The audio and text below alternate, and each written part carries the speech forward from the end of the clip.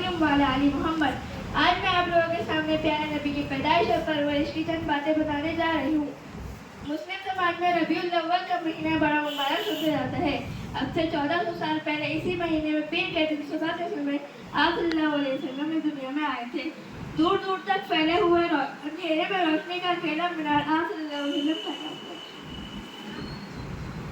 आप सल्लल्लाहु अलैहि वसल्लम के दादा जान अब्दुल मुत्तलिब ने आप सल्लल्लाहु अलैहि वसल्लम का नाम मोहम्मद रखा। हलीमा ने आप सल्लल्लाहु अलैहि वसल्लम को अपना दूध पिलाया। आप सल्लल्लाहु अलैहि वसल्लम हलीमा सादे के पास लगभग 4 साल रहे। 4 साल की उम्र से ही अपनी जान के पास रहने लगे थे। जब 6 साल के हुए तो आप सल्लल्लाहु अलैहि वसल्लम को साथ लेकर मदीना गई। वहाँ से वापसी में बीमार पड़ी और रास्ते में उनका इंतकाल हो गया। दादा भी आप सल्लल्लाहु अलैहि वसल्लम को बहुत प्यार करते थे।